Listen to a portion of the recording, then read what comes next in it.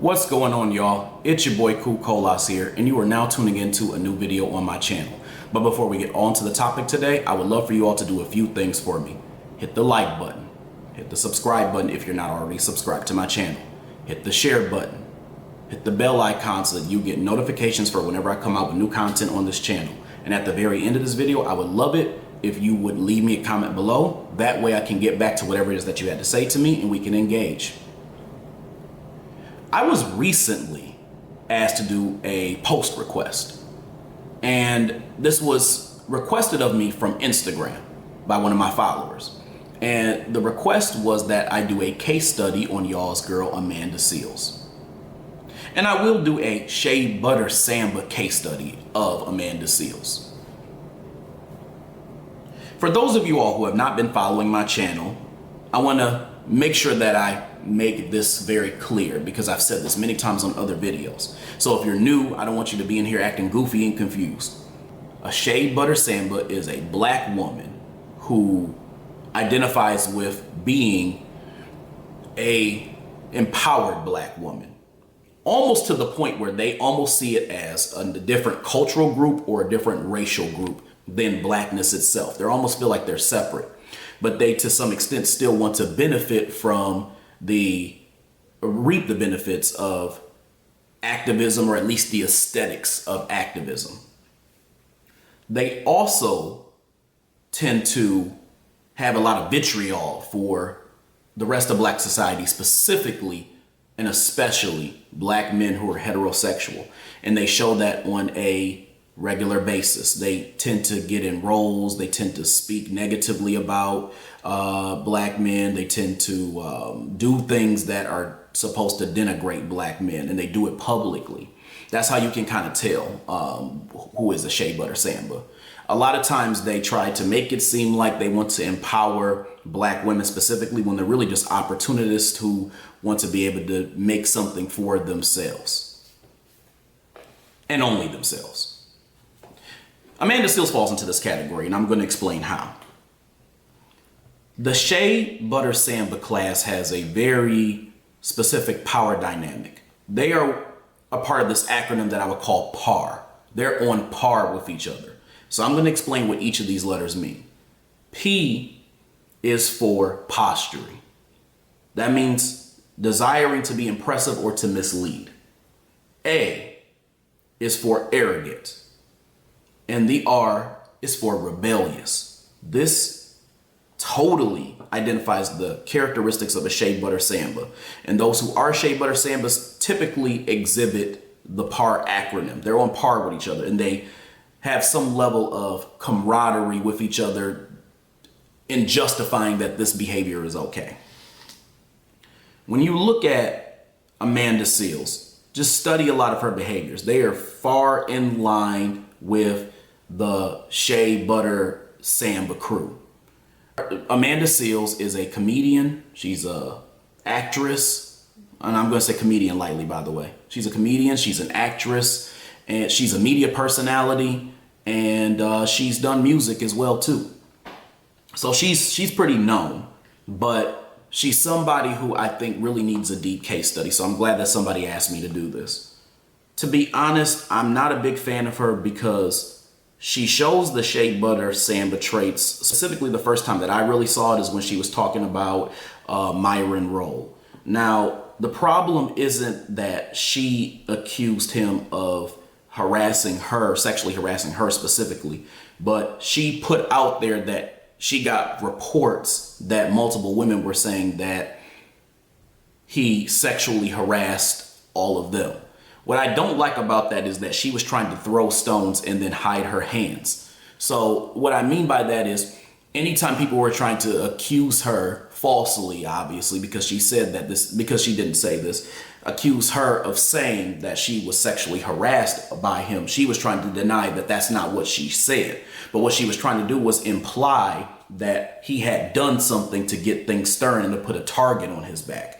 That is Shea Butter Samba behavior, because she didn't even have critical proof that these were things that he actually did. She just said that multiple women had come to her and had said this. And here's where the arrogance comes in. because she's so arrogant to believe that she's somewhat of this consultant like this guru consultant that all black women or black people have to come to whenever there is a issue with black women or an issue with race. Like, she's the person who everybody has to consult, because she's the person who has to go out and give her 2 cents on it. She kind of alluded to that in the Shannon Sharpe interview, which we'll get to in just a minute. But anyway, that was the main thing that made me see that she had some Shea Butter Samba behaviors. The other thing that Amanda Seales did too is say stuff like black people are out here buying Jordans and that's the reason why we can't succeed and things like that. And that is not helpful to black society either. And I think that the reality is that she doesn't have a desire to create pro-black values so much as she does to really uplift herself as a brand. And I'm going to explain what I mean by that. Amanda Seales, to some extent, is almost like Kanye West, but people just don't feel her quite as much. She does a lot of janky things and she rubs a lot of people the wrong way and gets very sensitive about the things that people say and do, and then turns around and tries to justify it and her behavior in a lot of different ways, which is why she'll say she self-diagnosed herself. So she'll try to take this into mental illness, which I also don't like, because now what you're doing is you're making it so that other people who really do have mental health issues and struggles aren't necessarily as believed, and they're going to be questioned and things like that, because people like you are going out here just saying that this is a disorder that you have just because you want to try to justify your janky behavior. And mind you, I wasn't there to necessarily see all the things that happened between Amanda Seales and all these people that she said that she had issues with. But the reality is that she seems to have quite a lot of issues with the people that she deals with. And mind you, there are a lot of shitty people in this world. So I'm not trying to take that away. What I'm simply saying is that if you look at the behavior and the record of some of the things that she's done, it shows you that she has, there's something that is totally off about her. And I've seen people with her personality type, like in my own life. One thing I noticed, and she said this during the Shannon Sharpe interview, was that she said something about if I ever offended anybody because I did this or that, I apologize for it all. That tells me a lot about your arrogance, and that tells me a lot about who you are, because that's not really an apology. What that really is you're trying to absolve yourself and trying to take credit for any possible thing someone could be mad at, which is ridiculous. Because my thing is, if you have this diagnosis, then you shouldn't be apologizing for anything. What happened probably is that people were probably approaching you and calling you out on some of your bullshit and the things that you've done, and you pretty much didn't want to be accountable for it. So you later got in front of a stage or an audience and said that so that you can seem like you're someone who's somewhat accountable to the things that you do. But then some of the other things that you say show that you're not accountable. So you're kind of doing both to a certain extent. I also hate this whole idea of being outspoken is what makes her so lovable. Now, mind you, she has a lot of people who don't like her, so I'm not trying to act like there's so many people that are saying this. But for those of you all who are justifying it, saying, oh, she's so outspoken and that's why I love her. Hitler was outspoken. And I'm not trying to compare her to Hitler. I'm just simply making the point that anybody can be outspoken. It's not about being outspoken. It's about what are you saying when you're outspoken? What is the impact of those things are having on other people? And what is the intention behind what you're being outspoken about? And that's why I said that she almost kind of goes into the kind of contrarian gimmick, almost kind of like what Kanye does to a certain extent. The reason why I also don't like Amanda Seales is because she exemplifies and is a perfect example of what I mean by Shea Butter Sambas. Although they seem like people who are just, they just seem like black women who are Sambos, there's an element to them of desiring to tackle and to talk about racism. The reality is that the Shea Butter Samba class is very heavily rooted in wanting to dismantle racism. But the question that you have to ask yourself, and this is the big distinction between a Shea Butter Samba and somebody who's pro-black, is Shea Butter Sambas want to dismantle racism so that it doesn't make things hard for them as a black woman. They don't care if it's totally dismantled, they just want to be absolved from it. Whereas the pro-black community wants everybody who is black to not have an issue with racism. That is the big difference between the two of them. Now, some people are going to come here, they're going to say, oh, well, Amanda Seales, she defended like black men who were getting antagonized by Karens, blah, blah, blah, blah, blah, blah. But again, go back to the whole Myron Rolle thing. If she was so big on protecting black men, then she would not have put a target on this brother's back in an implicit way, which is what she did. That's not excusable and that is not okay. So I'm prone to believe that when she did that, that was a part of the brand of her showing that she's an activist who cares about black issues so other people can get behind her. But again, she's a perfect case study because Shea Butter Sambas, they truly care about tackling the issue of racism, but it's for themselves, not for the black community as a whole.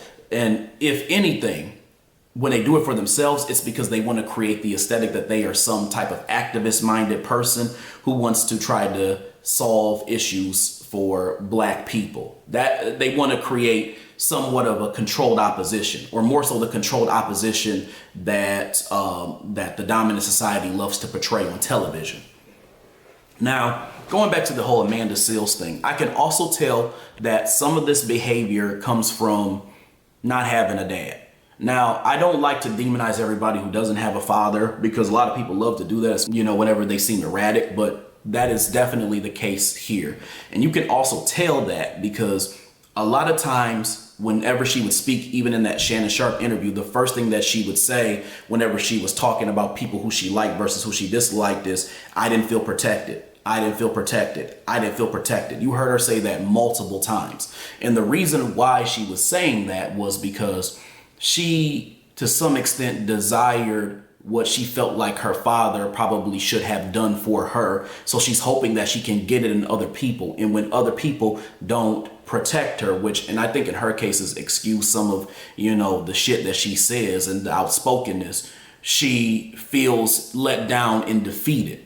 And so I think that some of this like vitriol is coming from her not basically feeling like she had a good connection with her dad. I really truly believe that, or at least like him not being present. So if you think about it, like even when she's asked about like the people who she holds in high esteem, she didn't mention her dad. She mentioned her mom and she mentioned somebody else. So you can kind of see that there may be some like low-key daddy issues as well there too. And a lot of times with the Shea Butter Samba class, they're upset because they have been let down by somebody. And I'm going to defend them just for a quick second, and probably Amanda Seales a little bit. But the reality is that a lot of Shea Butter Sambaism comes from people who teach you to behave in this way. And so that's done in different ways. And we can go into the nuances of that, but basically the main three people who tend to let Shea Butter Sambas down, you may even be able to say two if you conflate a couple of them, is the white supremacists. Well, not let people down, teach them. The main people who teach Shea Butter Sambas to act the way they do are the white supremacists, a Shea Butter mama, and a dad who is a simp or absent. The dad who is absent teaches her to behave that way because she has resentment. Hence the rebelliousness that I talked about in the PAR acronym. A dad who is a simp enables her behavior.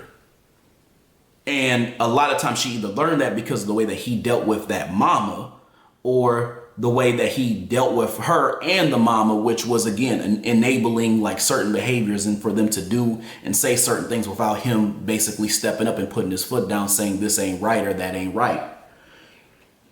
With the Shea Butter Mambas, they're even worse than the Shea Butter Sambas because they're the ones who taught them everything that they know. And I'm going to go into that in another video because I think this really needs its own video and a true breakdown. But a Shea Butter Mamba simply is a black woman, generally like in that baby boomer generation, who has a certain level of a lack of accountability and exhibits the similar traits to the daughters, but wants to kind of remove themselves like they weren't a part of this issue when they really impacted them, and they impact their sons as well too because of their behavior, lack of accountability, toxicity, arrogance, and other issues. And then there's the white supremacist, which obviously is the head of all of this and causes all of these other residual issues, people making decisions based off of other people's decisions. When it comes to the white supremacists, they use media a lot of times to portray images of how black women should act. So again, media is a mechanism that's being used to indoctrinate people and then create a result. Then they reflect the result at the same time as the indoctrination. So these things are going on at the same time, and people are confused because they're not sure what came first, the chicken or the egg. So point I'm trying to make though is that these are the people that create the Shea Butter Sambas. Now with the white supremacists, when they create these images in media, they create these images that this black woman especially is always right, especially in their relationships with black men. They create images of them denigrating us. They create images of us being evil and malicious and all these other things, as if we have the same power as white men when we don't. And it creates them to think certain things and have certain stigmas about us. So I think that happens pretty regularly. So I think that a lot of times that encourages this Shea Butter Samba behavior. And so I think that the other problem too is that, a lot of people, and Shea Butter Sambas are manipulative, so they use this to their advantage. And I think Amanda Seales is doing this because they talk about racism. Other people can get behind them, but they never look at the intent of why they're talking about racism in the first place. And I'll give it to Amanda. I was listening to her interview with Shannon Sharpe. Her comments on racism, I agreed with for the most part. I mean, some of the stuff that she said, it was kind of leaning into like Pan-Africanist Babel territory, when she was talking about the going to Africa thing and like going somewhere else and stuff like that. But some of that is because I think she's non-FBA. Like she says her dad's from Boston, but that doesn't, I don't really know like how far does it go back? Like is she an anchor baby, or is he really like a descendant of slaves? I think that's like the real question there. She could be telling the truth. She could not be. I don't really know. Point I'm trying to make though is that I believe that that some of the stuff that she was saying was like kind of getting into that Pan-Africanist Babel territory. And there are a few things. And the Jordan's comment, I wasn't really feeling that as well too. And that being the issue with black people and black society when it's much bigger than that. Outside of that, the stuff that she said about racism, I definitely could get behind. But again, I'm saying that to say that when it comes to the Shea Butter Samba class, they love to talk about racism and tackle issues of racism because ultimately, and they love to hear that as well too, because ultimately they don't want racism to exist so that it can impact them. That's really what it kind of boils down to. And I'm going to say this from experience as well too. On my Instagram, when I first started doing it, I talked to everybody who are my followers. Like I would message different people, and I would tell them that I was starting this pro-black blurred empire, and I was going to be talking about blurred images that I would see in media, like different like comics and things like that. But I also was going to tackle other media things as well too. And the main idea was for me to create my own. But in the meantime of creating that, I was going to be tackling and talking about racism. And every single time that I would hit up a sister and tell her about what I was doing, she would say, yeah, I'm on board. Yeah, I'm on board. Matter of fact, they were more on board than the brothers. But as soon as I started talking about the residual ways that black women are affected, such as becoming a Shea Butter Samba or doing things that show that they want to denigrate black society, a lot of them wanted to unfollow me, or a lot of them wanted to get mad because most of my unfollows were from a black woman who was pissed off that I dared to talk about giving them accountability. When I talk about giving everyone accountability, and I also always specify what is being done. As a matter of fact, I always say that the issues that we see with black women in their behaviors, if they have Shea Butter Samba traits, are because of white supremacy. I make that very, very clear when I'm making these posts, but none of them get all bent up out of shape whenever I talk about black men. But if I talk about black women, you don't see black men or them going back and say, what about black men? This happens to black men as well too.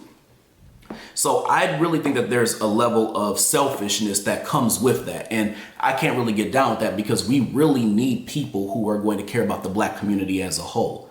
Now, going back to the Amanda Seales thing, the reason why I say that she is a Shea Butter Samba is because she exhibits all the traits. There's a level of arrogance to her when she speaks and the things that she talks about, you know, and the way she kind of speaks about herself, you know.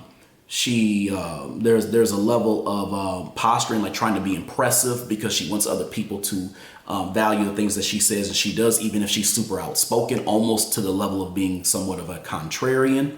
And then there's also, again, this level of rebelliousness, like there's somebody who let her down, and as a result, she believes that she has to have this personality and she acts this way. That's why I said it's the PAR acronym.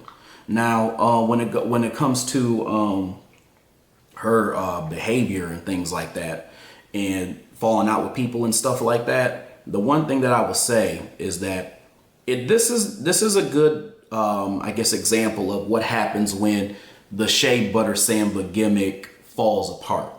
After a while, it exposes that they're really trying to make things happen for themselves, and that's kind of what it boils down to. And that's why it started off it being a thing where she was having an issue with white people, and now she's having an issue with other Black people in Black spaces, even other Black women. The reality is that a lot of the Shea Butter Sambas really don't want to have necessarily even a camaraderie with Black women. It's just a good aesthetic that's created when you talk about empowering Black women, and other people can get behind it. But then when you start having issues with even Black women, and you know, it becomes a thing of you having to try to find a way to justify the things that were said and done, and that means that you'll even turn on them. Now with Amanda Seales, again, I wasn't there to experience the things that she was experiencing, so I'm making these comments somewhat lightly, but I'm saying that there is a trend of her not getting along with a lot of people and doing a lot of little dirty things and opening her mouth and saying things that she doesn't have to say, right? And a lot of it, you have to ask yourself, what is all this for? And when you really dig deep into her personality, you can see the issues there. Listen, I had to come back, y'all, because I forgot something, and I just couldn't like leave this video going without coming back to this point that I meant to make when I was making the other pieces of this video. But another thing that I wanted to highlight about the Shea Butter Samba class that Amanda Seales also kind of fell into to a certain extent is they tend to, this is a trend I noticed, although they denigrate Black men, they're still attracted to them. So it's more so that their entire agenda is rooted in being frustrated with the things that Black men have done. It's not that they've totally signed off from them. Now, even when they do divest and they get into the bed wenching and all that other stuff, even that to some extent is opportunistic if you really think about it, because they believe that if they get with somebody who is non-Black, specifically white, they're going to make more money and that's going to be more benefits for them. But ultimately, for the most part, a lot of these Shea Butter Sambas, they have attractions to Black men. Now, in the cases of Amanda Seales, I haven't really heard any things about her kicking it with white dudes, so correct me if I'm wrong, but the one thing that I noticed about a lot of these Shea Butter Sambas when they date Black men or date men in general is that they, because of their very aggressive personality, they purposefully look for Black men who are simps. They look for Black men who are a little bit more weak-minded. They look for Black men that they can push over, or Black men who are dusty, who are not doing anything. So then they can go back and they can either control that Black man based off of saying, hey, I have all this money, I do this, I do that, or they can use them as an example to denigrate and to talk negatively about Black men. So sometimes they purposefully choose these types of men because they want to go out later and talk badly about them. And you can see that in the case of Amanda Seales, because she was talking about the dude and how she was making all this money, and you know, if she didn't go out and make money, then they weren't going to do anything, and that was like an ex of hers. Even if you look at people like like some of the other people that she's dated and stuff like that, you can kind of tell that she goes after a certain type of Black man because they are going to allow her to act in the way that she does, and they can be used as a part of her case study in that whole Shea Butter Samba thing. But that's the last thing I wanted to say. Anyway, y'all, I hope you enjoyed this video. I hope you enjoyed everything that I had to say today. I will make sure to post this pretty soon so I can see your comments, because I'm interested to see what you all have to say about this. Other than that, I hope y'all have a good rest of y'all's day, and I'll talk to you later. Peace.